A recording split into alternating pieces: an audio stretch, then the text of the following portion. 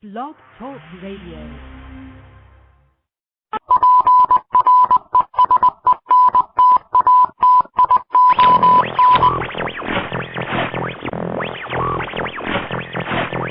Welcome. There's a time when the operation of the machine becomes so odious, makes you so sick at heart that you can't take part. You can't even passively take part. And you've got to put your bodies upon the gears and upon the wheels, upon the levers, upon all the apparatus, and you've got to make it stop. And you've got to indicate to the people who run it, to the people who own it, that unless you're free, the machine will be prevented from working at all. I want the truth. You can't handle the truth. As long as the Matrix exists, the human race will never be free. Start somewhere. It has to start sometime. What better place than here? What better time than now?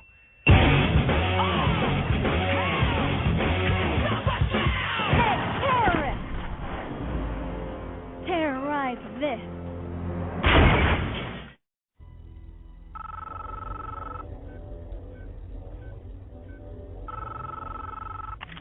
I know you're out there. I can feel you now. I know that you're afraid. You're afraid of us. You're afraid of change. I don't know the future. I didn't come here to tell you how this is going to end. I came here to tell you how it's going to begin. I'm going to hang up this phone, and then I'm going to show these people what you don't want them to see. I'm going to show them a world without you. A world without rules and controls, without borders or boundaries. A world where anything is possible. Where we go from there is a choice I leave to you.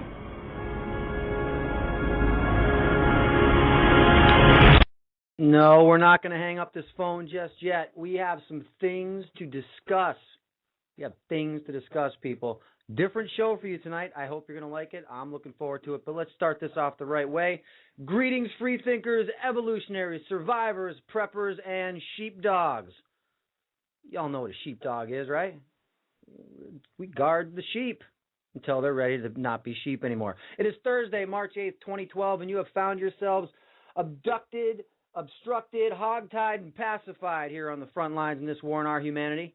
That is, if my guest tonight has anything to say about it. I am your host, Darren Stone, broadcasting to you live from the Aurora anticipating FEMA Region 1.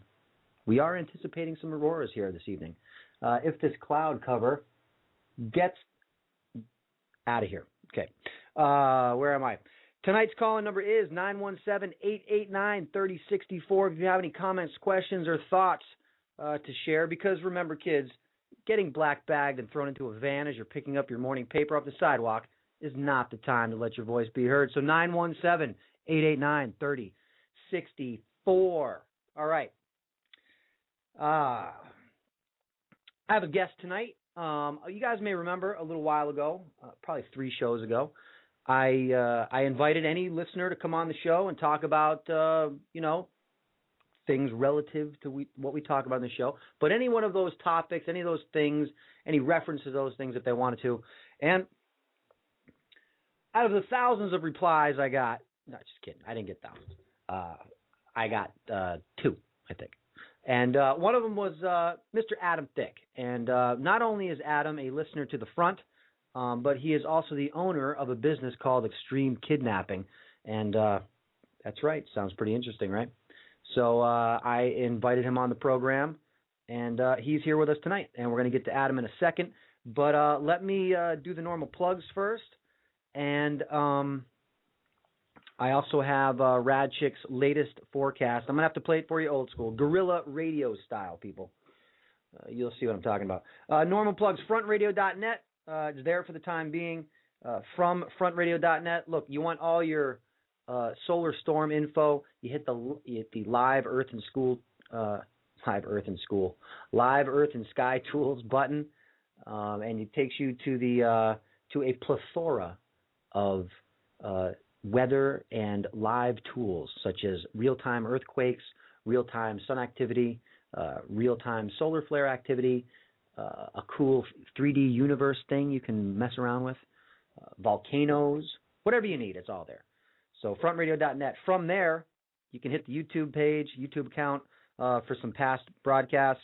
You can also get to the Twitter account. I don't know anything about that. It just automatically tweets my stuff. Don't ask me how it happens. It's magic. It's magic.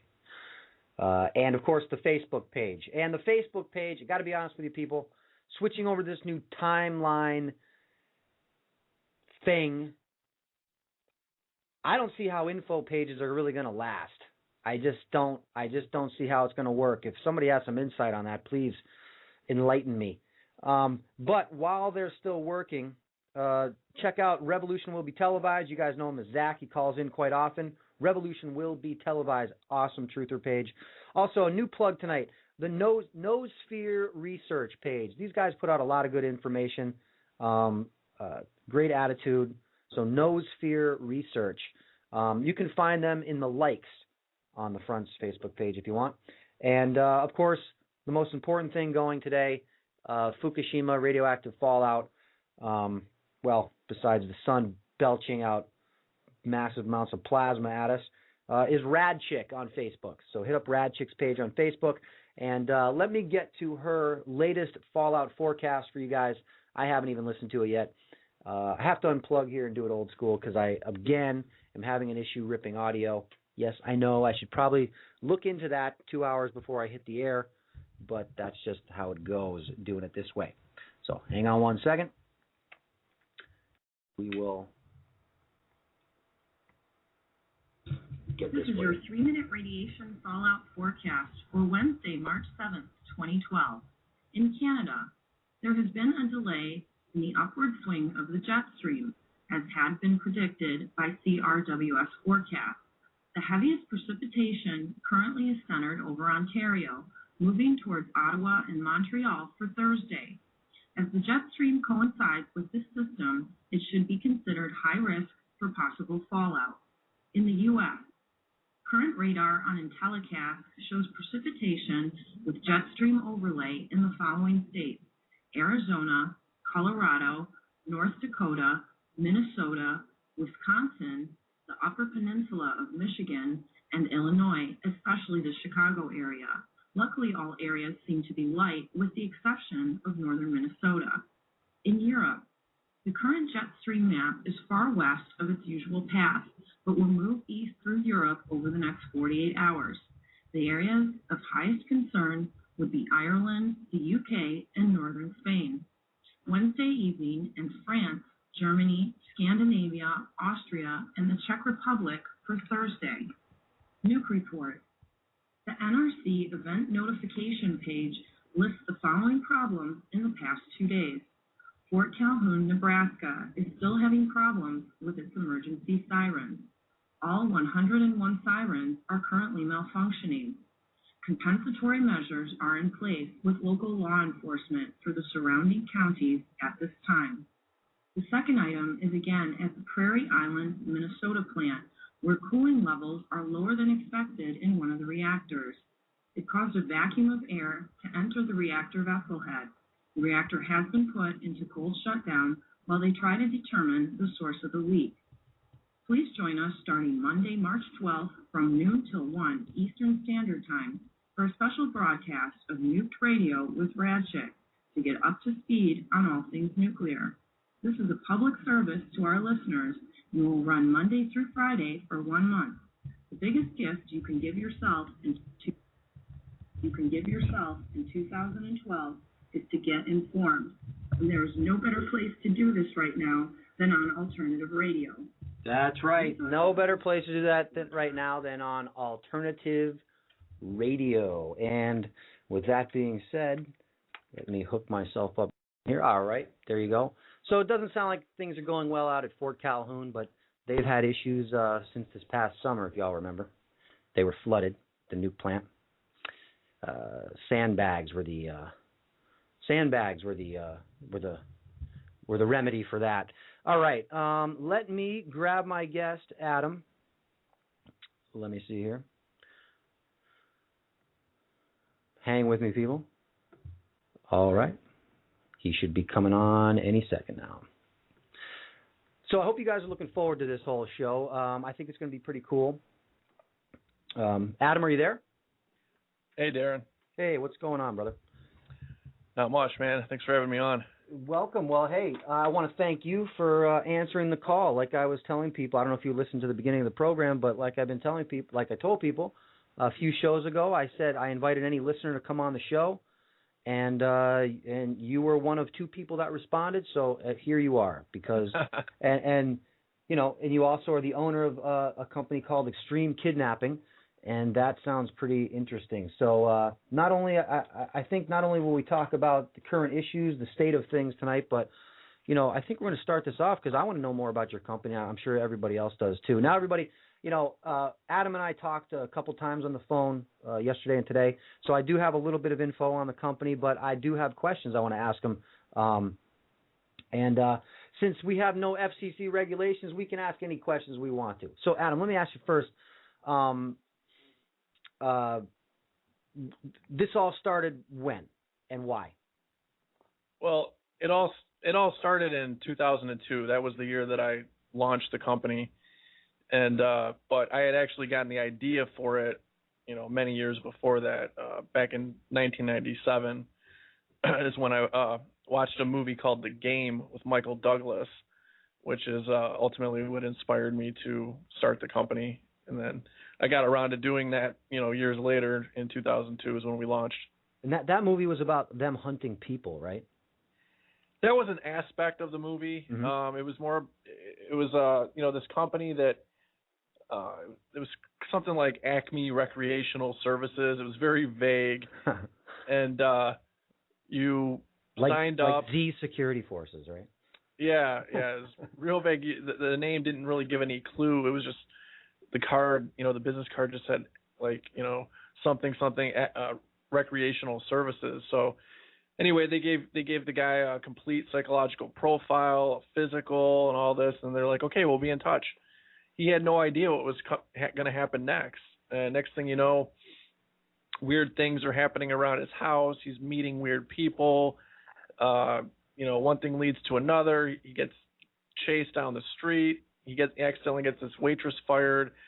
The next thing you know, people are shooting at his house. He gets kidnapped, and you know, it just keeps going on and on and on right up until the very end when he tries to kill himself. But the company had actually anticipated that happening, and they were there to catch him. You know, so he didn't know it was up until the very end. I thought I saw that movie, but I'll have to maybe Netflix that one. Yeah, it's a cool movie. It's really cool, and that's what gave me the idea for Extreme Kidnapping. The kidnapping part, you know, I was like, you know, that could be, you know, because a lot of the stuff in the movie, you know, had like, you know, they had machine guns and gunfights in the street and stuff like this, and a lot of the stuff, you know, just can't be duplicated in, you know, in public, you know.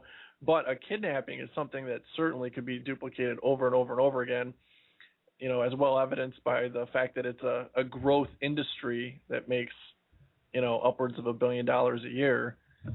So people, you know, are practicing it in public every day. Wait. The kidnapping industry is a growth industry, netting $1 billion a year. I would say upwards. Upwards. Now, you know, are you referring to actual kidnappings? I'm referring to actual kidnapping. Okay, yeah, all right, that's what I thought. All right. Yeah, not kidnapping for entertainment, but you know, real kidnappings. Right. But my point was that, you know, people actually do get kidnapped all over the place, you know, in broad daylight even. So I figured that's something I could definitely duplicate, and so. Well, you know, I mean, if you think about it, as the economic system degrades, you know, you'll see more of that. I think I've heard Gerald Celente actually talk about how actually kidnappings for ransom go up in countries that are faltering economically. So, you know, I kind of associated your business with survival preparation. Now, I've looked at some of the stuff you sent me, and some of it seems a little more adult fetish oriented, which is cool. But you know, do you work in both of those, like either one of those, or did I kind of misread something? Or no, that's correct. I mean, we do have the aspect of the fantasy kidnappings. We can do that certainly because we've got the elite girls team, which is a squad of sexy chicks that can do really realistic kidnappings, but with the added element of them being sexy chicks, Right. And what guy doesn't want to be kidnapped by a bunch of hot women, so we certainly can do that. In the last couple years, I started expanding into security consulting, and I work with a really awesome security firm down in Miami called Risks Incorporated, and they kind of helped me expand my expertise from kidnapping to prevention of kidnappings, anti-kidnapping practices, anti-kidnapping applications, threat assessment, risk management, things that how to negotiate a kidnapping, how to pay the money, and that's something that those guys do all over the world, so I was privileged to actually be able to learn from them and learn that stuff. So yeah, we do some of that, with the security aspect of it, but that, like I said, that's just something that just popped up in the last couple of years. Prior to that, it's all been, kidnapping for entertainment, really crazy kidnapping adventures. So you go through the kidnapping scenario to figure out how to prevent the kidnapping. Well, not the security aspect of it. Everything prior to the security aspect of it has been, elaborate kidnapping scenarios, some not so elaborate, some more so, but it really depends on what the client wants. You know what I mean? We cater to what the client wants. The client wants a very realistic kidnap for ransom situation. That's what we give them. If they want some kind of, situation where it's more of a survival test, where we're going to push them to the edge, and possibly, force them to say their safe word, to get out of the whole thing, then we'll do that too. Some people don't really have a very complicated scenario. It's a lot more simple. There's people that just, Give me some examples of actual kidnappings that you guys have done. Say give me an example of a real hardcore one, and one, like you're saying, pretty simple and basic. You're kind of chuckling about it, so I figured it might be kind of funny. I don't know. All right. Well, there's this one that always makes me laugh. This one guy from New York, he flew in for a really long kidnapping. It was about 36 hours. So that's a lot of time to have somebody, in captivity, especially if you have to move them around a lot, So, I had rented some roach motels, in the hood. I had a couple other places.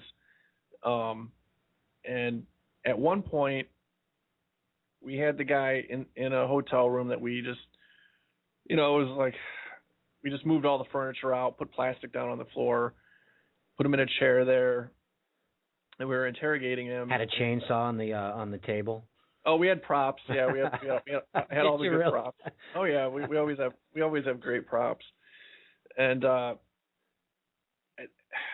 we had to go meet somebody to talk about negotiating. To what we were gonna do. What we told him we were gonna do is we were gonna sell him to some human traffickers later that night, but we had to go meet one of them during the day and see what kind of a deal we can negotiate.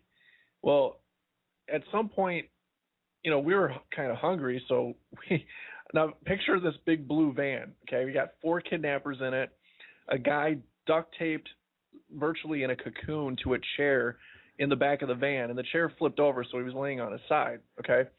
Now, we're all hungry, so we go to A&W, and I don't know if they have them there, but you pull up. Like A&W root beer kind of thing based on that? Yeah. It's a drive-up thing, right? Yeah, it's a drive-up thing where the waitress comes to your window and stuff. Right. On your vehicle. So, yeah, we just played it cool. We didn't, indicate that there was a guy tied up in the back, all duct taped and stuff. We ordered our burgers. We sat there. We ate. And we even gave him a burger, right? Or, a burger and some fries or something. But he made a mess and it got all over him.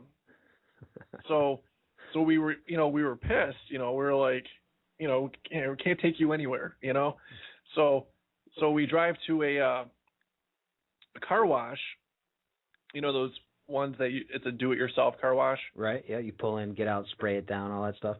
Right. Yeah. So we pull in, we drag him out, and we sprayed him down, power washed him with the with the car washer thing. Any witnesses? There was a few people in the parking lot that were looking at us really weird. They didn't know what the hell we were doing. 'Cause, you know, we made him take off his clothes all the way down to his boxers, and then we sprayed him down with the thing up against the wall. And they were looking at us weird, but I don't know, what they thought, but we didn't stay there very long. So next thing you know, later on that day, it was pretty hot. I remember that. He had done something that kind of irritated us. I forget what it was, but we wanted to let him know that we really meant business, and that there's, if we don't sell you tonight, you're going in the ground. We're done with your ass, Mm-hmm. And so we drove him out in the woods, like way out in the woods, okay? And there's these trails out in Oakland County, this one area, where it's pretty secluded. So I pulled in. I told the guy. This is Michigan, right? Yeah, this Adam? is in Michigan. All right. Yeah, Michigan, Oakland County.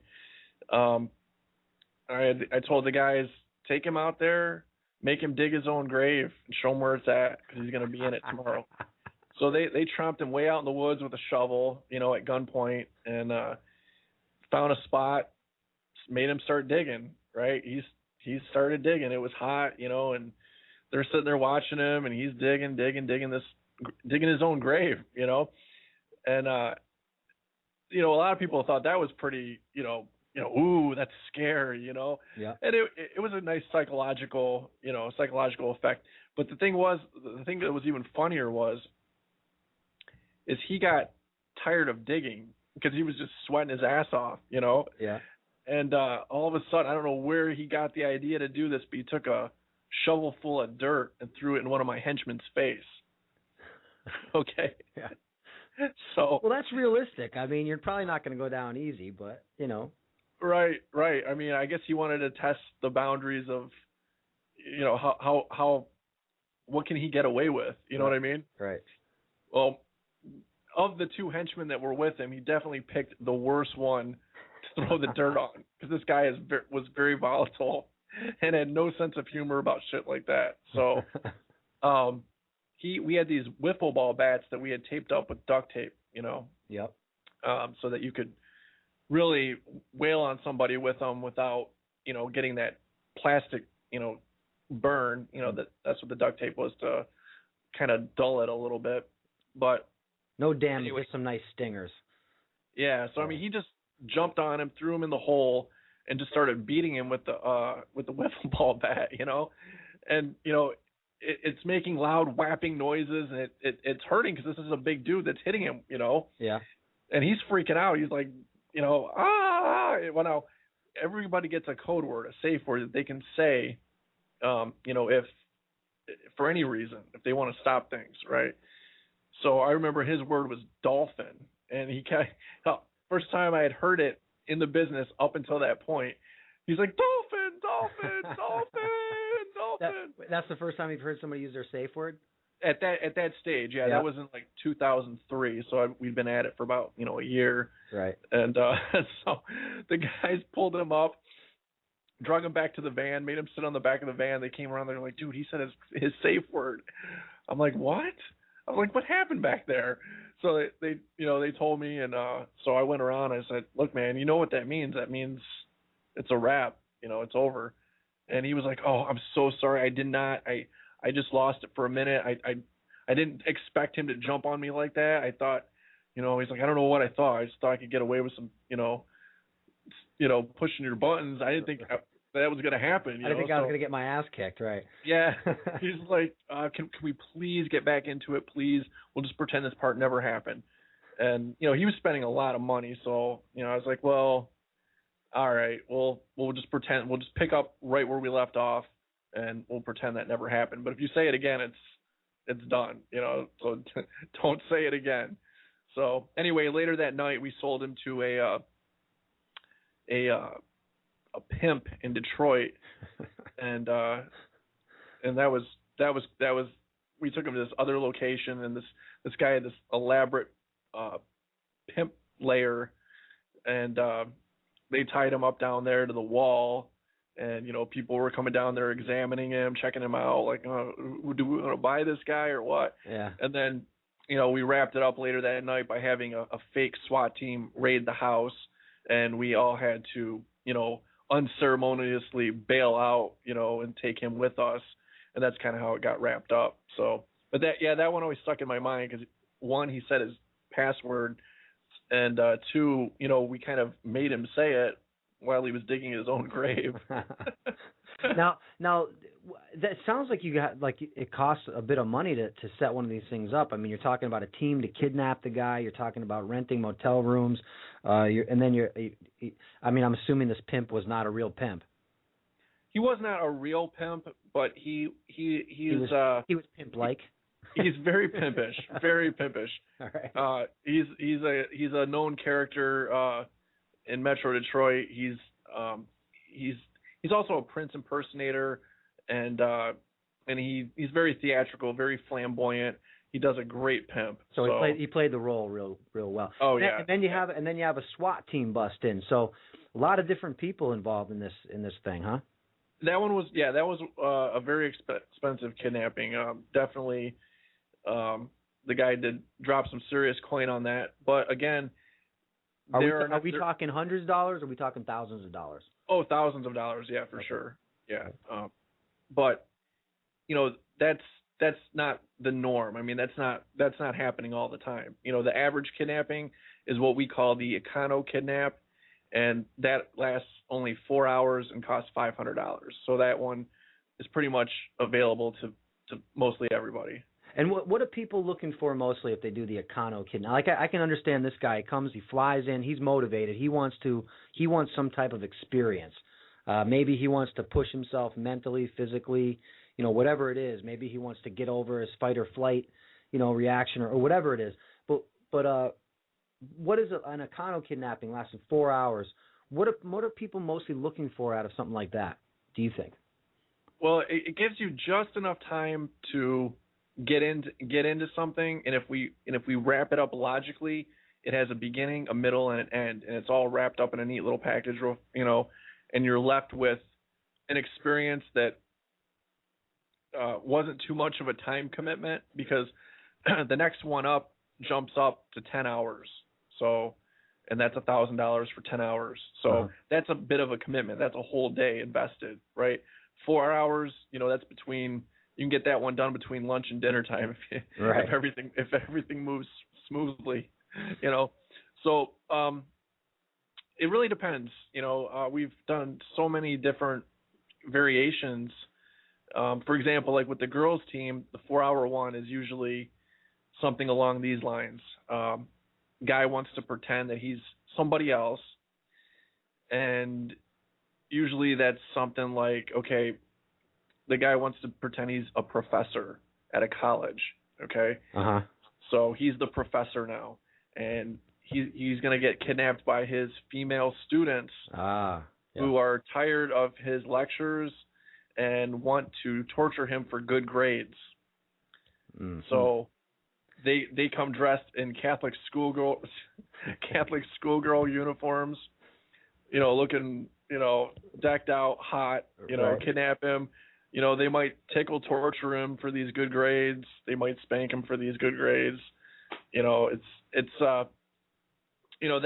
kind of a fantasy type of thing. Yeah, so it does get into the whole fantasy fetish kind of thing. With the girls team. Yeah.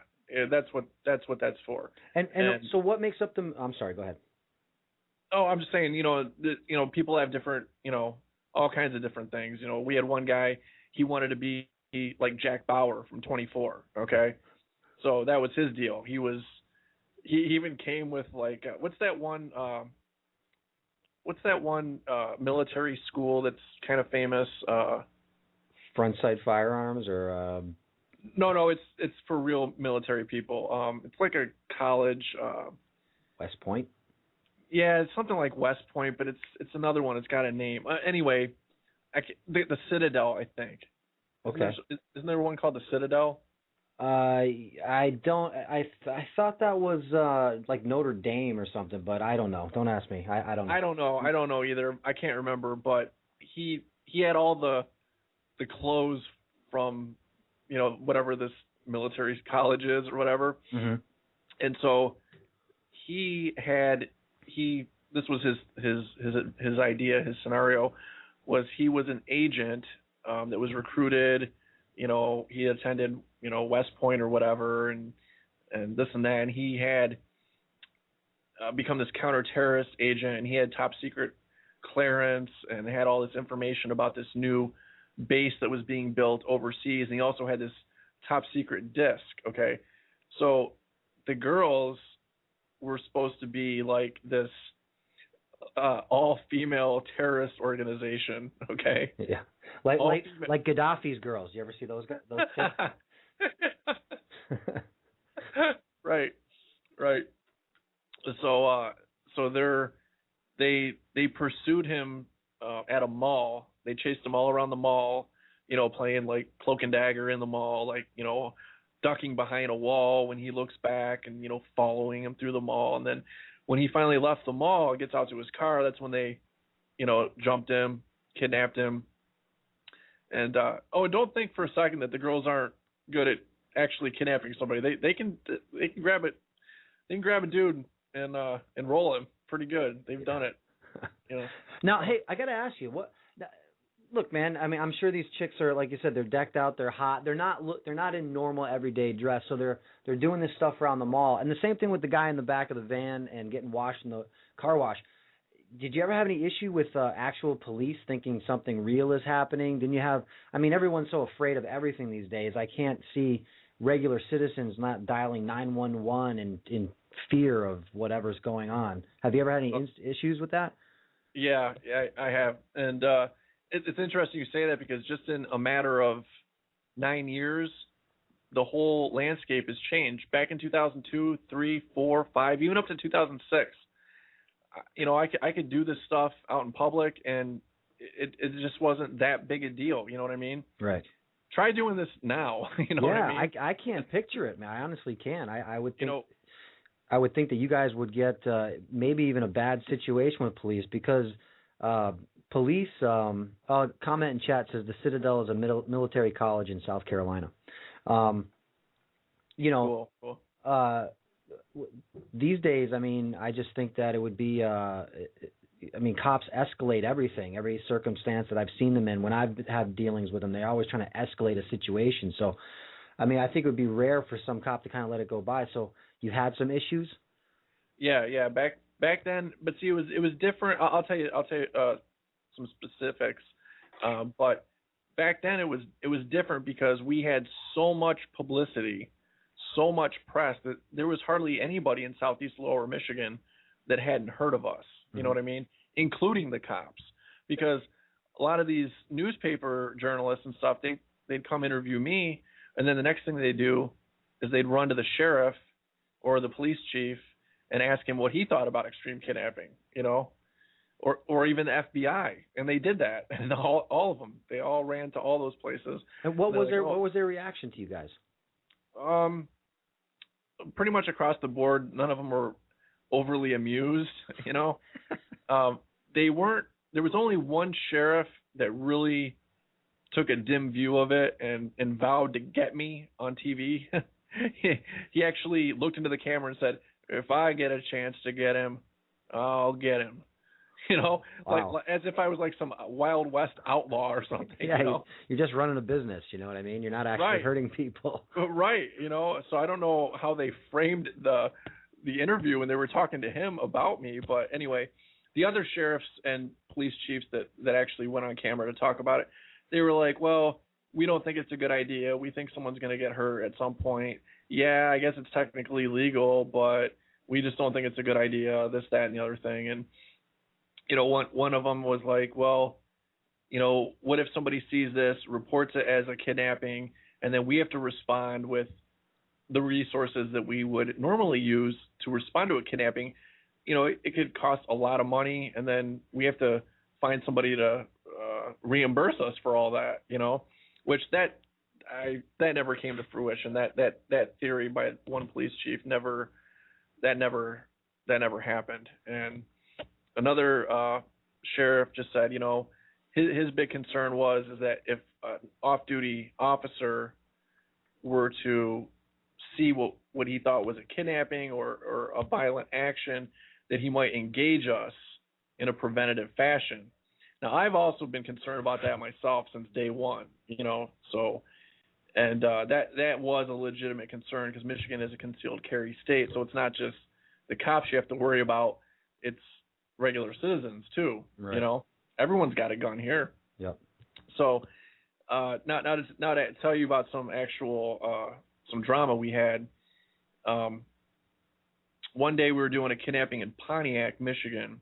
I had 2 guys with me, 2 henchmen, and I had a cameraman from Fox 8 in Cleveland riding shotgun because they wanted to see us do it in action. So we followed this guy to a plaza, and he went into this camera store with his girlfriend, and we were planning on getting him when he came out, right? Mm-hmm. Now, at the time, I was driving this really shady-looking Caprice Classic, okay? It's like a cop car, you know? Yeah. But it was like, you know, dark and sinister looking, you know? Right. And my guys had their ski masks on in the back. I didn't. You know, I was disguised, but I wasn't wearing a ski mask.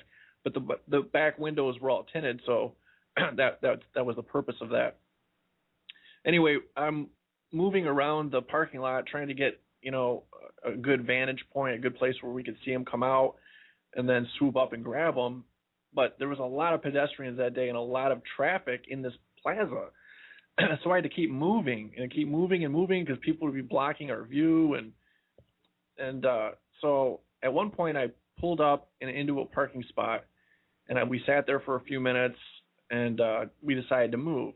So as I was backing up, this white van pulled up behind me and literally just stopped, wouldn't move.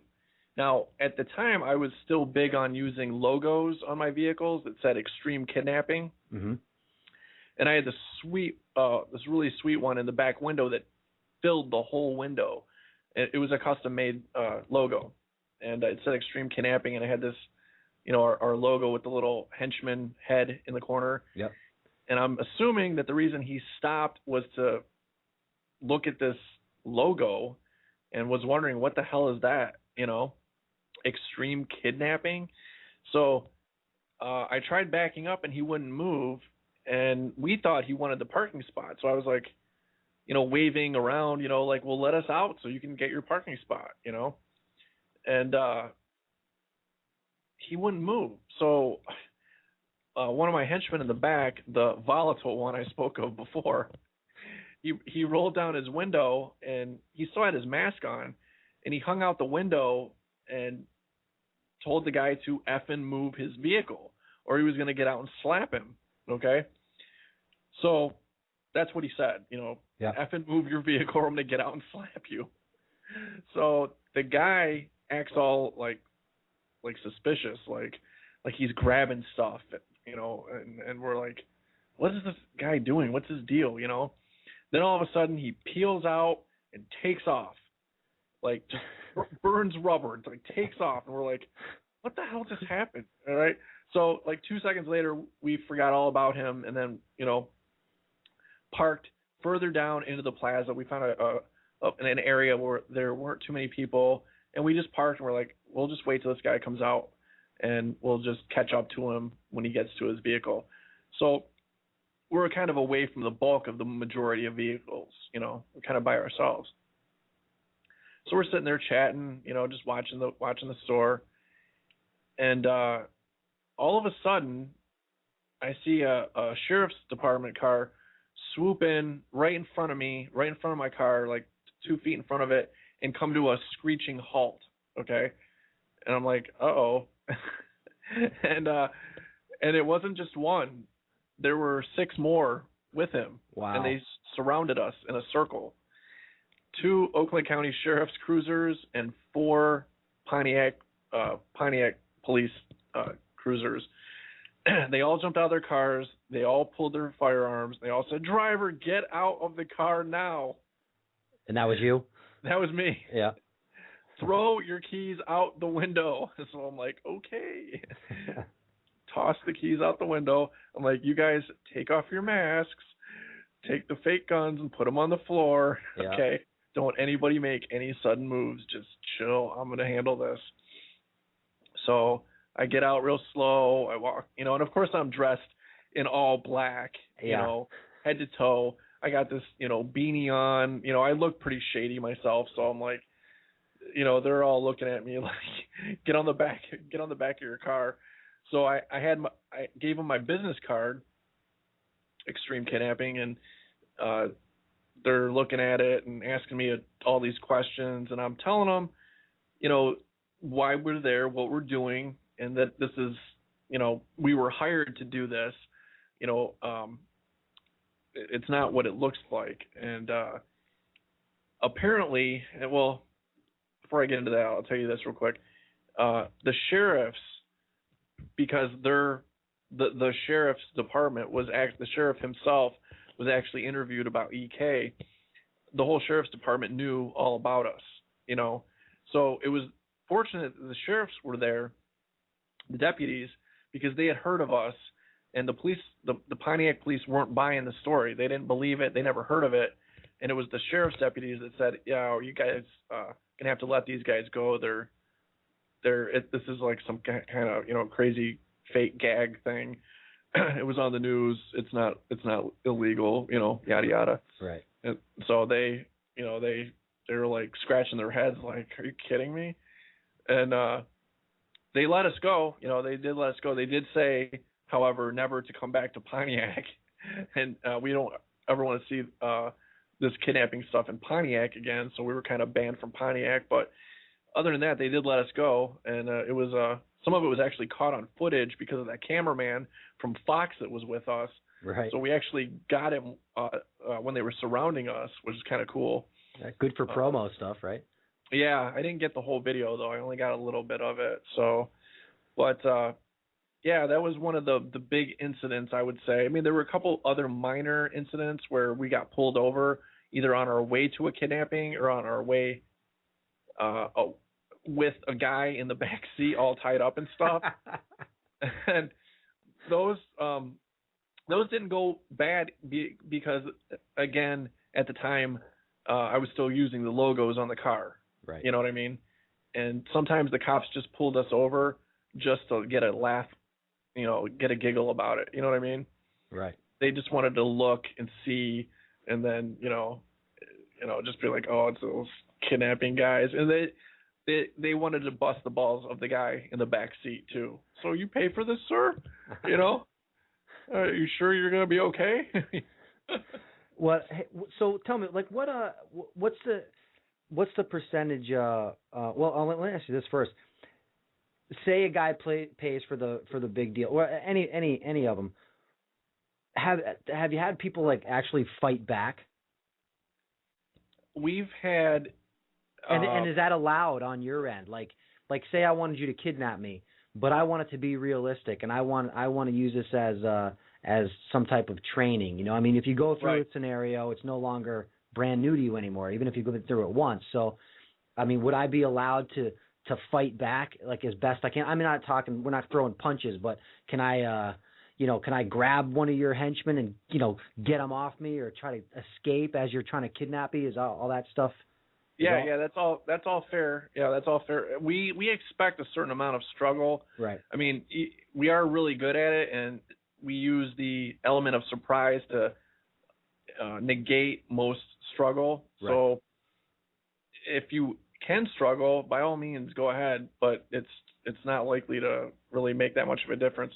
Now, we have had people that have said, we want to fight back. We want to use, whatever skills we have to try to fight back, and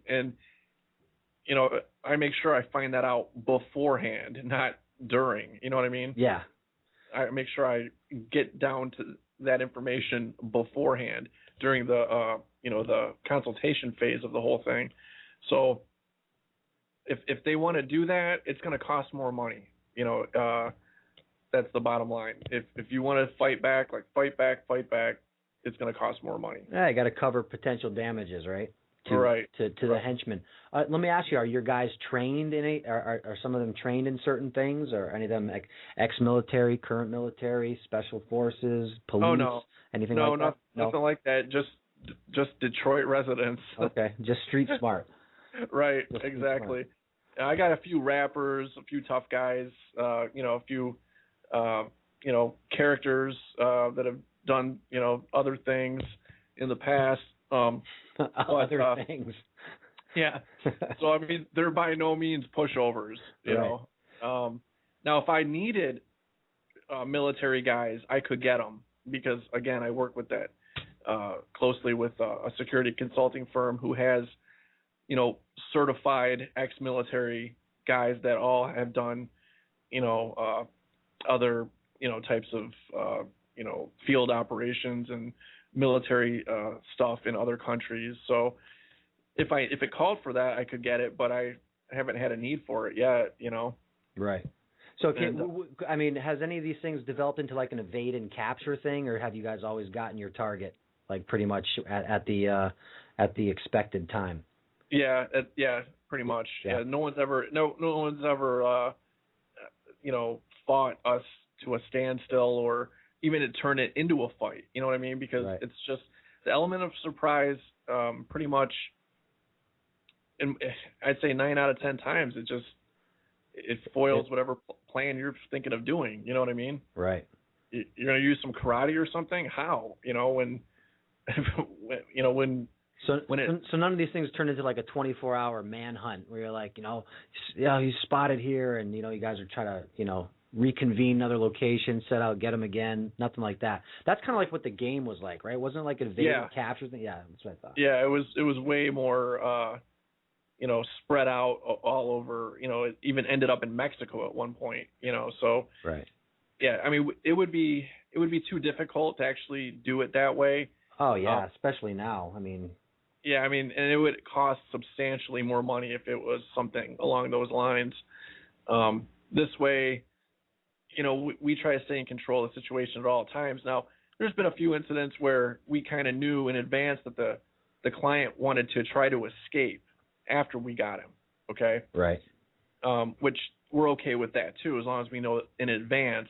I'd be wanting to escape the whole time. I'd say, look, Adam, I'm going to try to escape every chance I get. Right.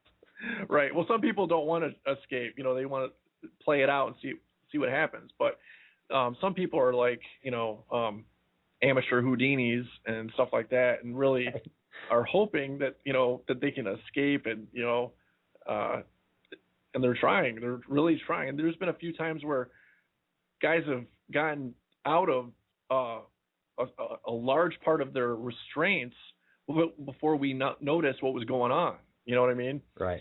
And then, we tie them up again. But one time, a guy totally got free and was running around the building, and we had to chase him down, right? Because, nobody was watching him for a few minutes, and he actually got free. Man, do you guys videotape this and, give it to the customer? If they want to. If they want it, yeah, we'll do it for them. It costs a little extra. Yeah. But some people want it, some people don't. But the ones that do, we will tape it for them if they want. That would be hysterical, man. This one was funny because we were at a car wash. We had taken over this car wash, and the guy got out of his chair. We were using this really thick hemp rope, and I think that's why he requested it, was because he knew he could get out of it. And so we were all in the office chatting for a few minutes, and all of a sudden we see this guy run by the door, and he's like, seriously frantic, running around looking for an exit. And then he noticed that we all saw him, and then he starts running through the car wash, with those big foam things hitting him in the head and stuff. And so I was like, go get him, put him back in his chair. So the guys, chased him down, dragged him back into the room, and threw him in the bathroom that time. So, yeah. Sometimes people, do want to try to escape. And sometimes I know one guy, at the end of his adventure, he wanted to spring out of the car and run the rest of the way back to where we had kidnapped him from. So it was like he escaped, and that if he was going to do it again, we would be wanting to get our revenge on him. Right. So he set it up for part 2. Right. Did you ever do part 2? We have not done part 2 with that guy yet, no. He's been talking about it, but he still hasn't pulled the trigger on it. And are most of your clients, are they from your area, or do a percentage of them fly in? I'd say 95% of them are from out of state. Really? Yeah. 95%. Yeah, right. They're all from everywhere else. Canada, New York, get a lot of people from New York, Chicago, and then, random states like Missouri and, just different places. We get a few people from Michigan here and there, but not much anymore. Yeah, well, you got a few guys over there in Michigan that can still swing it. Like you got Kid Rock over there, and Ted Nugent, he's from Michigan too, isn't he? Oh yeah, we would love to kidnap Kid Rock. Yeah, we actually tried to set that up in 2006, and because back then we got a reality show deal, and it seems like it'll be a great show.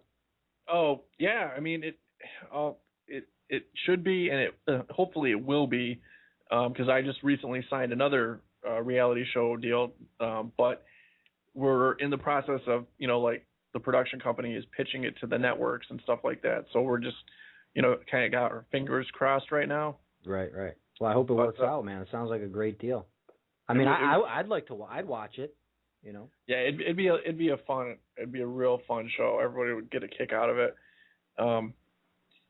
The first time around though, in 2006, we got a bunch of money to shoot a pilot for a network, and the pilot was awesome. I mean, everyone that watched it was like, "Oh man, this is gonna be great. This is gonna be great."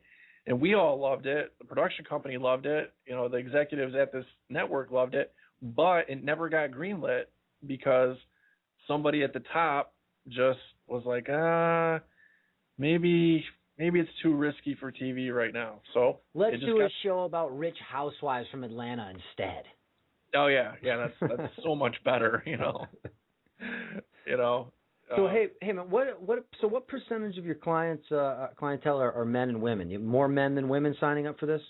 Yeah, definitely more men than women. Yeah. And what is it an even split between let's say I guess I'll call it the hardcore reality kidnapping or the adult oriented fetish kidnapping? Which do you get more of?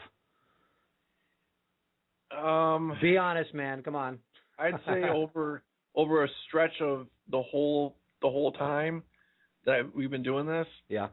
I would say it's like a 60% henchman and 40% girls team. I think that's about how it would break down. Very cool. And but is it trending more towards the girl team now? I don't think so. Okay. I mean, logic would dictate that it should. Right. You know what I mean? But like even with the reality show the first time around, we had the girls team prominently involved in that, and some of those executives were like, it's too sexy for TV, and we're like, how? I mean, do you see what other channels? Right. Do you watch TV? How old are you? Yeah. And so this time around we're focusing more on the guys and their action and less on the girls team, but they will be involved. It's just that's not going to be at the forefront this time like it was last time. So when this was pitched to a network or whatever, however it went down, were you guys going for the hardcore aspect of it? Is that what you were kind of showcasing? Well, we were mixing it. It was like 50-50. It was like we've got the henchmen, but we've got the hot girls team, and they were prominently featured. You know what I mean? They had equal billing, and we focused on us training the girls, and the girls messing around, joking around at the office. They focused on them a lot more than us. I was prominently featured because I'm the boss, but even though the henchmen were there, the girls got top billing. You know what I mean? Right. Whereas, and the show was cool. I mean, to this day I still don't understand how it didn't make it, but it was a couple people at the top of that network that just didn't want to take the chance at the time. And what year was that, Adam? That was 2006. You giving that another shot? I'd give that another shot for sure.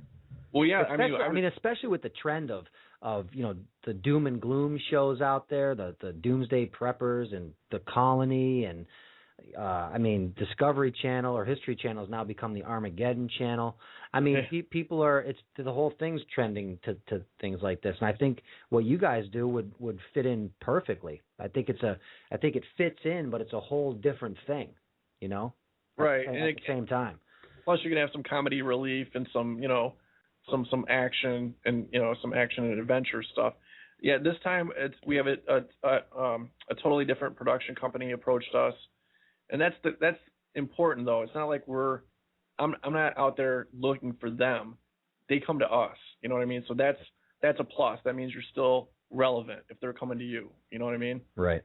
So they came to us a couple months ago, and we're getting them all the material that they need to do what they got to do, and we're just sitting back and waiting for some kind of news. We have one channel right now that's showing a lot of interest, but we'll wait and see how that plays out. Well, I hope it happens for you, because it seems pretty cool. And just to let you guys know that are listening, Adam, when he asked to come on the show, he didn't really want to come on and plug his business. This is more me, and I'm asking because I figured you guys listening would want to know. Adam really wanted to come on, and you wanted to talk about something that night. I couldn't remember. You couldn't get in because we had a phone call going, but I don't remember what it was. But I think it was the NDAA. Was it yeah? Okay, yeah, might have been the NDAA. Yeah. So, what do you think? What did you want to comment on that about, or what did you want to talk about as far as the NDAA go? Or if you don't remember, that's fine. We can move on to something else. Well, I'm sure everything that needed to be said was probably said, because you guys were talking about it pretty extensively. Yeah. I just wanted to throw my 2 cents in. That was it. But yeah, I'm not happy about it. No. Certainly not happy about it. I believe it actually went into effect on March 2nd. Is I believe when it actually went into effect. As far as I heard March 3rd, but yeah, whatever. Okay. Yeah. One or the other, Yeah, and see, when you hear things like that, you just assume that it's as you're hearing about it, it's going into effect. And I thought that was kind of odd that I caught that it was going into effect earlier this month. Kind of strange. But tell me, if you want to talk about some current events, we have about a half hour left. What's pissing you off, or what's on your mind, or what's standing out for you as far as things that are happening right now? Oh, jeez, I wouldn't even know where to begin. I read a lot of the same stuff you do, so you know what inbox looks like in the morning when you wake up, and yeah. It's a mountain of shit, basically. My inbox full of like Viagra and cherry blossoms from wherever, and no, I'm just kidding. No, I'm not kidding. No, that's my other email. Never mind. Spam filter. Yeah. No, I don't know. I think the biggest things going on right now are Fukushima. That's not being talked about too much, although you do see it creeping out in mainstream a lot more, because I think they're having a much harder time covering up a year later. We have all these deaths, especially infant death, up around 20,000 last number we got, especially in the northwest part of the country. And so it's getting hard for these guys to, just go, well, geez, thyroid cancer is spiking everywhere over the past year. The official reason's X-rays. Like all of a sudden, people are getting more X-rays over the past year. It has nothing to do with nuclear fallout. Oh no. No. And like they said in the mainstream article, hey, look, if you're going to get cancer, Adam, thyroid cancer is the cancer you want. So. Oh, is that what they're recommending these days? That's the preferred version of cancer. Yes. I'm sure the CDC will come out with an actual statement stating that. Probably. But as far as the like what you're talking about, how can they cover it up at the point when all that garbage that is floating across the Pacific, from Japan, all that radioactive garbage finally hits the West Coast? I mean, it's like a mile of. They've seen it from space. I heard. Yeah. You know, it's a vast, you know, like football fields worth of garbage, radioactive, toxic garbage that's, you know, floating across the Pacific. Eventually, it's going to hit the West Coast. And then what are they going to say? Well, look, man, it depends who you talk to. You talk to some people, it's like a Japanese garage sale landing on your shoreline, and you're free to pick and choose what you want.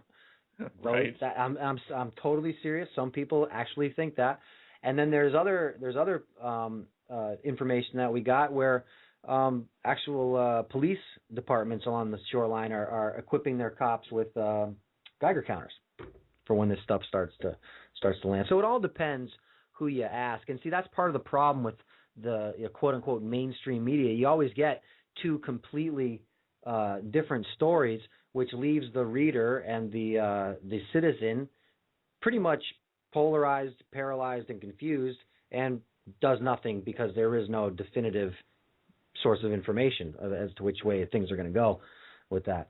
But yeah. You know, that's what I you know, looking at your business and in relation to the things that we normally talk about on the show, man, it's like, I think that is awesome preparedness. I would love for you guys to kidnap me. I would love it. I would love for you guys to kidnap me, but I'm far from Detroit, so.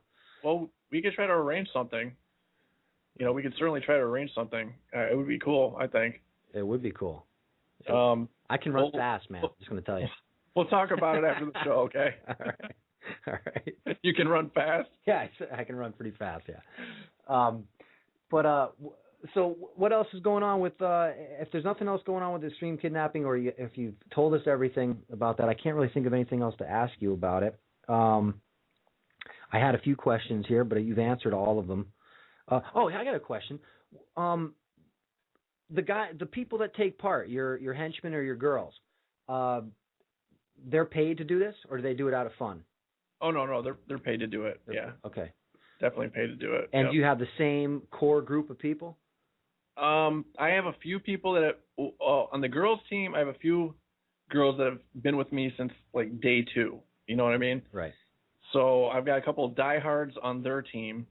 The henchman team, I've had a lot of turnover. I typically every now and then I'll hook into one or two henchmen that are like really, really good, you know. Right. And then we'll have a nice long run until that comes to an end for one reason or another. And then I'll, find another top henchman. And then, adding the second and third guy is the easy part. It's always finding the right-hand man. You know what I mean? That's the number one henchman. That's the hard one to get. So I have a pretty good one right now. And I got a couple other really good backup guys. So I'm straight right now. I did have another pair of guys years ago, but we all had a massive falling out, and we all ended up going our separate ways, basically. Right. But with the girls team, I've got a couple of girls that have been down since day one, and they're still down. They were part of the original pilot, and they'll definitely be involved in this one as well. See, I can see the hardcore kidnappings being on like Discovery Channel or something like that, and I can see the chick kidnappings being on like Showtime or HBO or something MTV. like that. Yeah, stuff like that. Yeah. Yeah, totally. MTV. I always forget MTV because when I watched MTV, it was MTV. Oh, they played music videos back then. Yes, I remember. Remember? Nowadays, you can't. There's no videos. It's all shows and weird stuff. Right. So, but yeah, that was MTV's actually showed interest several times over the years, but they've never actually taken the next step. But yeah, and as far as the girls team though, there's a lot more turnaround with the girls team because I've had tons of girls over the years. Some do 1 or 2 or 3, and then they're done. You know what I mean? Right. Whereas with the guys, if I get someone that's good at it, they want to stick around for as long as possible. You know what I mean? Right. And I was just fortunate to have a couple of chicks on the girls team that were like, man, this is awesome. We love this. You know what I mean? And they've been, like I said, they've been down since like day 2. So, but in the midst of that, there's been, a mob of girls that have come through and worked for, 1 or 2, maybe 3 jobs. And then, either their husband made them quit or their boyfriend made them quit, or they went to college. I don't want you kidnapping any other dudes but me, honey. Exactly. Yeah, I've heard that so many times. Like, I gotta quit. My boyfriend's tripping about this, or my husband doesn't want me doing this anymore, or, stuff like that. It's usually jealous boyfriends though that make them quit. Right. What? Now, tell me. Let's just. I just want to know a little bit more about when the girls kidnap you. So, okay, this is what I picture when you say this. I picture some guy that likes to be dominated by women, and wants this type of scenario to happen. So he gets kidnapped, maybe fights minimally, just to the degree of which satisfies his kidnapped by women fetish, and then is brought somewhere, tied to a chair. And then what happens? They tickle him. Do they slap his face? Does it get more sexual than that? Are they ripping his clothes off? Are they whipping him, beating him? Are they just putting him in sensory deprivation? I mean, what are they doing to him? It depends on what during the consultation phase, what he was, what his scenario is, whatever the scenario is. So, but is it geared to a more sexual fetish side thing like that? It can be. I mean, of course, there's not going to be any actual sex, right? No sex. There's not going to be any sexual contact, but like the girls can act sexy. They can be seductive. Right. Try to get information out of him. Be playing with his hair and his ears and whispering. Using their womanly charms on him. Yes, using their feminine charms to wow him and weaken him. Right. And then of course they get to pick what the girls wear. So that's like the other benefit. Sexy secretaries, cheerleaders. But how can you kidnap somebody with pumps on, though, Adam? Well, here's how this works.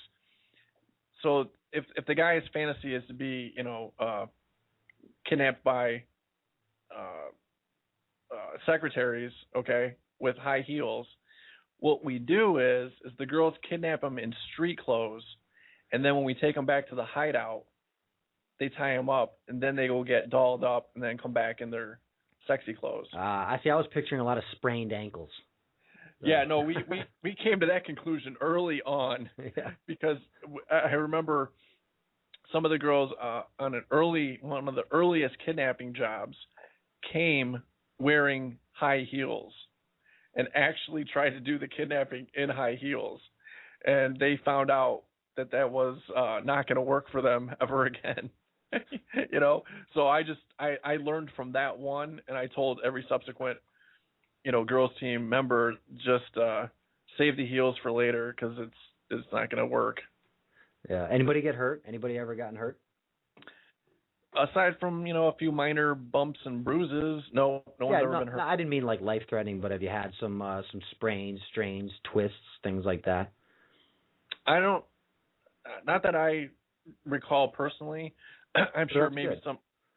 I'm sure maybe some of the clients have had some bumps and bruises, maybe black and blue marks, stuff like that. But they knew that was a distinct possibility. Well, it has to be. I mean, if you're going for the hardcore thing, I mean, any type of realism, you're going to have to. I wouldn't want to be treated. I'm not paying you to treat me gently. You know what I mean?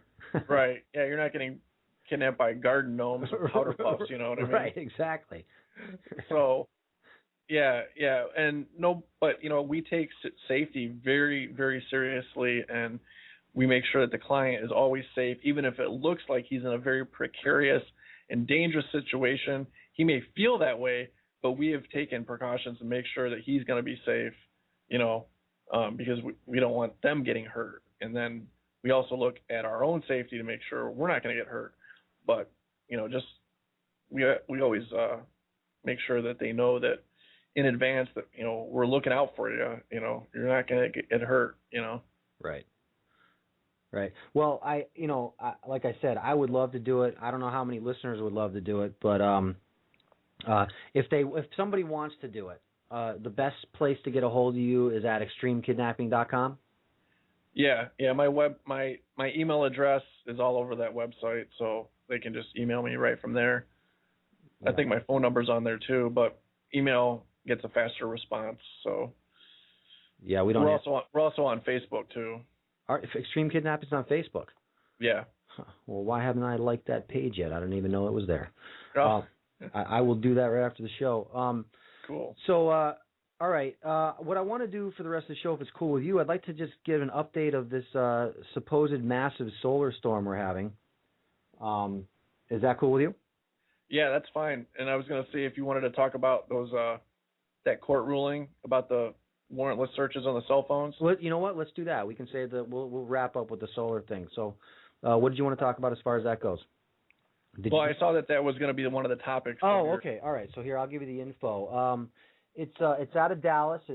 I guess it was a U.S. Court of Appeals for the Seventh Circuit ruled it is now legal for police to search cell phones without a warrant.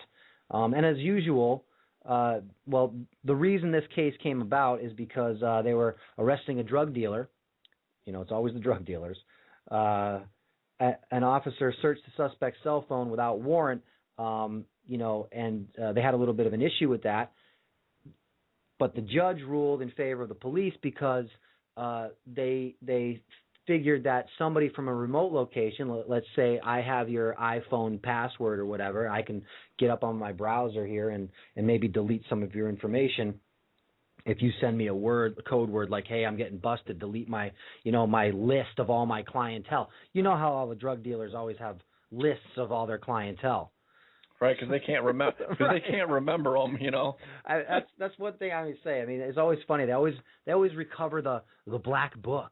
It's like, you know, let's be honest, people. I've known a lot of drug dealers in my life, and not one single, no one ever keeps a black book and a running record of their transactions and all of their clients' personal information. They don't write the people's names down. No, you know, no. Nobody writes stuff down. Oh, it's ridiculous. It's funny, but that's the premise of this thing, and of course they have to work the kids into this whole thing, and so in this story they actually interviewed.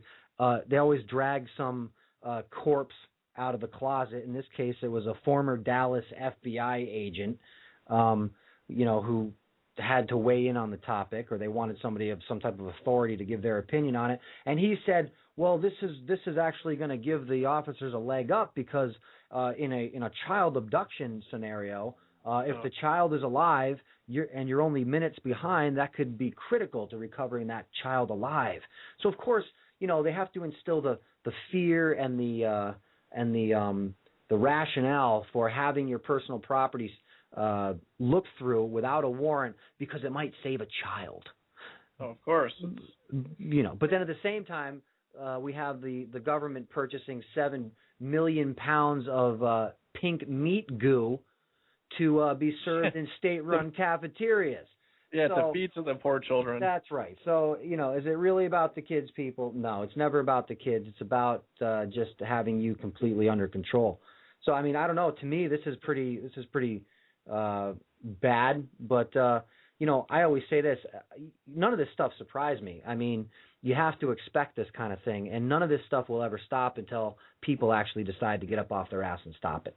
That's it. There will not be a point where the government goes, and the people that handle the government, where they go, you know what, that's enough oppression and tyranny. We're all set. We're at a good level right now, you guys. Let's just chill for right now. No, that's never going to be the case, ever. It's never been the case in history, and it's not going to be the case in this sacred land we call the United States. It's never going to be the case here. I mean, like you said, the difference in the landscape from 2006 to now is it's different. It's crazy, you know.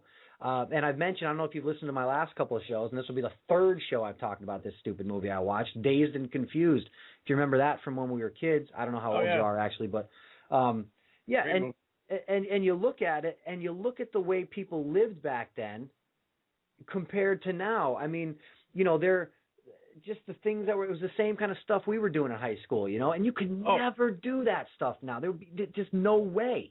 Oh, right. Try driving in the back of a pickup truck, with your buddies, sitting in the back of a pickup truck, going down the road. Oh, geez, you get pulled over, you probably get tasered or something. How the hell did we survive? I don't know how we did it without all this safety around. Oh, I know. Sitting on the 50-yard line, smoking with your buddies on a football field. Try that now. Nope. Cops probably, swoop in, tackle you, put you in a headlock, handcuff you, just to play it safe, Yeah. So who knows what you're doing out there? You could be building a bomb on the 50-yard line. Well, hey, look, they don't know what's in that stuff. Like shutting down lemonade stands, they don't know what's in it. Yeah. They don't know. It's just because it says, old time lemonade, and it's made by Coca-Cola. We don't know what's in that stuff. You can't. Yeah. Can't tell. But so you combine something like this, this cell phone search ruling here, and you combine this with the stop and frisk policy that a lot of cities are implementing now, like Philadelphia and New York. Right. And so now, upon your being stopped and frisked for no reason, now your cell phone, pull that out. Let's see. I mean, it's pretty much all your personal information on these stupid smartphones now. Yeah, I when I heard about this from you earlier, I did a little bit of research. I read about it on Forbes, and from what I gathered, I mean, I don't agree with it. I think it's a bad idea. It's a bad ruling, and it's going to open a whole new door of abuse, privacy related abuse. Right. But if you go a little deeper on it, it's a problem, but it's something that we still have a little bit of control over, because what this judge is saying is that your phone is fair game, but only on the surface. Like, it's okay for him to use, for a cop to get your phone number off of the phone, but not to go in and go through your contacts, not to go in and, look at your links that you have saved and stuff like that. That's considered an intrusive, much more intrusive. But they kind of made it a little... So why would the police need your phone number, and that's it? And if they need your phone number, they can just ask you for your phone number, right? They don't have to. They could, or they could get it from the the service provider. But the ruling includes a description of the number of touches it takes to obtain the number of an iPhone, for example. It takes 2 touches to get the number, and 1 touch from a BlackBerry, according to the judge, anyway. And he's saying that's okay, but going beyond that, then that could be a privacy issue. But he stopped intentionally at that line, because that makes it so ambiguous that now, for the next couple of years until this gets to the Supreme Court, the cops will be pushing the boundaries of this. You know what I mean? If we can get that phone open, well, okay, I pressed 2 buttons, which I'm allowed to do, but I accidentally pushed a 3rd button, which accidentally brought up a screen of information that I needed, but oops, it was an accident. You know what I mean? Now I have probable cause.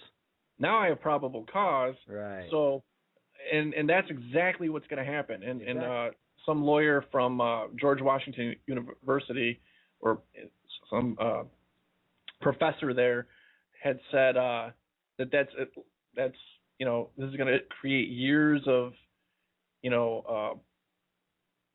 just seeing what happens before somebody eventually makes this into a big case that goes before the Supreme Court.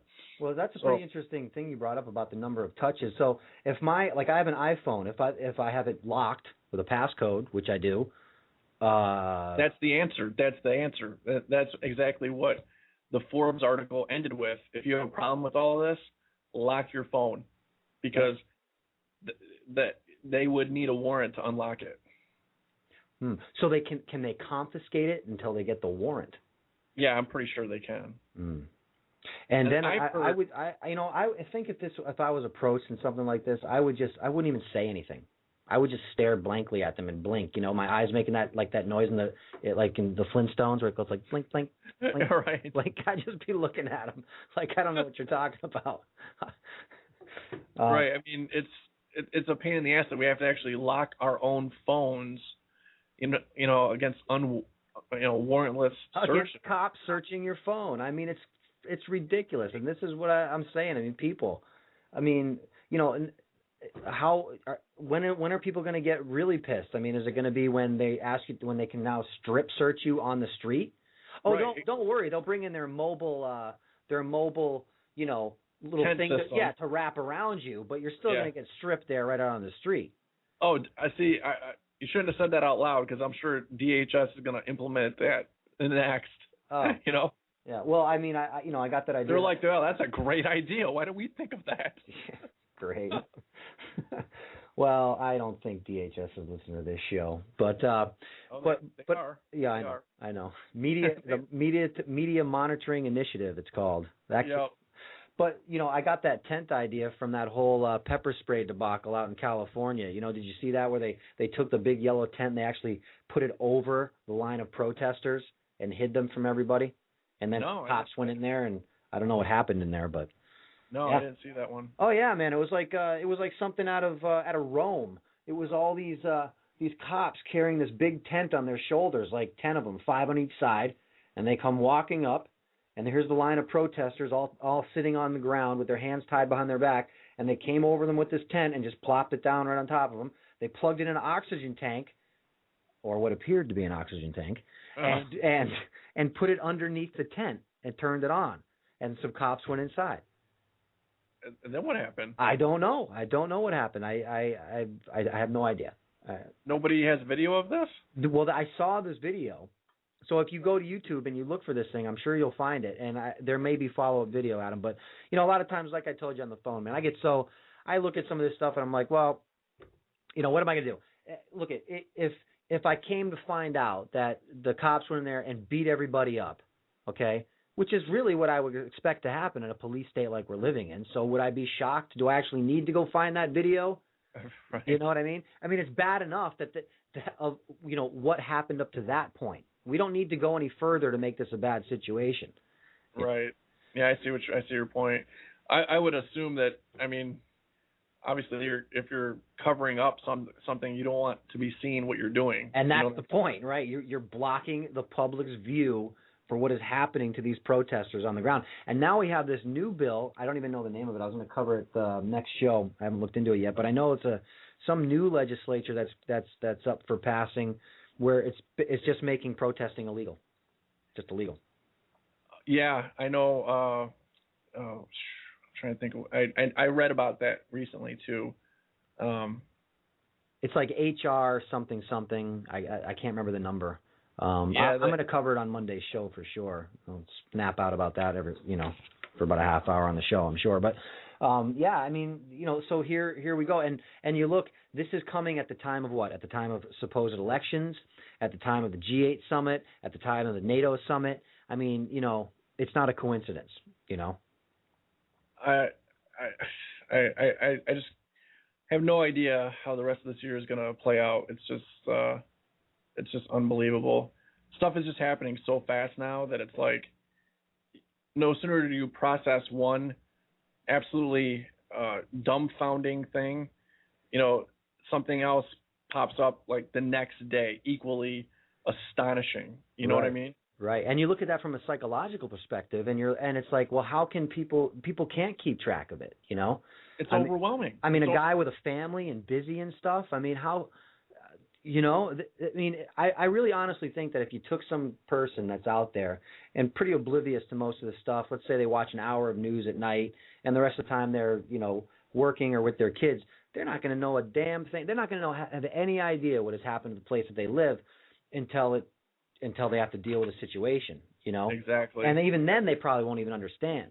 So, I mean, I think if you actually sat down and talked to somebody like that, I don't even know, even if you showed them actual bills and legislation and highlighted the wording and all, I don't even think they could really comprehend, where we've gone. And if people look at if people just use a little bit of rationalization and look at the reason given for all this, it's a complete farce. I mean, it's because of terrorism and people that hate our freedoms, yet we are, now it's illegal to speak out. We can now be detained indefinitely. We're spied on, and we can have our phones searched. We get molested at the airport. I mean, what freedoms are these people hating us for? Yeah, I mean, that's just a cover story to justify. Well, I know, but I mean, I'm just taking it from anybody's perspective, any rational perspective. And it's amazing because you'll read threads, you'll read stories, and you'll look at the comment section below, and it's amazing how many people justify the things that are happening to us. And they justify, well, they'll break it down to a certain circumstance. Well, I know the police beat that guy up, but he really shouldn't have looked at him that way. It's like, what? Right. Yeah, I mean, never mind there were like 3 of them with, tasers and billy clubs and stuff and other, it's just unbelievable. It's astonishing. Oh, and the bill you were talking about is HR 347. HR 347, yeah. Federal Restricted Buildings and Grounds Improvement Act of 2011. Now, look, there you go. Now it's not for the kids, everybody. It's to save the grounds. Look, you can't have all those feet on federal property. It messes it up. The more you read about this bill, I know. But this bill is actually a lot more insidious than that. And that'll cost you, the taxpayer, more money. You don't want that, do you, buddy? So, no, go home and shut up. Don't walk on this federal property.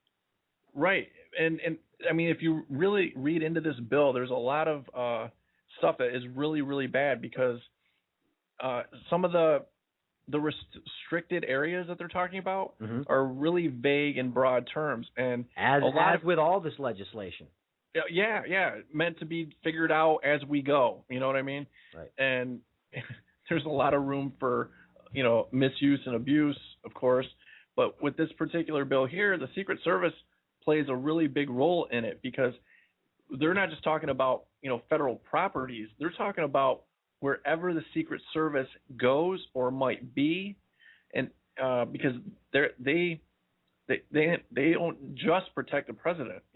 They protect all kinds of other dignitaries, foreign dignitaries that are visiting. They're protecting past presidents. So it's basically anywhere. Yeah, right. If the Secretary of State has a SS detail, and there's she's here or there, and it's that would be considered a restricted area. And so they could make people appear in places that they don't want people talking, or if people are already protesting, they could send in. Sure. Hey, you got to shut up. Why do I got to shut up? Well, because he's here. Yeah, there's Secret Service is right over there. Royalty is here, peasant. You don't open your mouth. Exactly. Exactly. It's a really bad bill. I haven't read the whole thing, but from what little I've read, it's really gonna cause some big problems. Yeah. Well, we're becoming pretty jaded to those big nasty bills. After the ones that have gone through: expatriation, NDAA, Patriot Act 1 and 2, Media Monitoring Initiative. I don't know how many more we need to lock down and take away every bit of free-flowing information, whether it comes from your mouth or from your fingers typing. But they're trying to do it. But we got to wrap this show up, brother. I just want to give a quick update on the ensuing solar storm we're having. Latest data shows that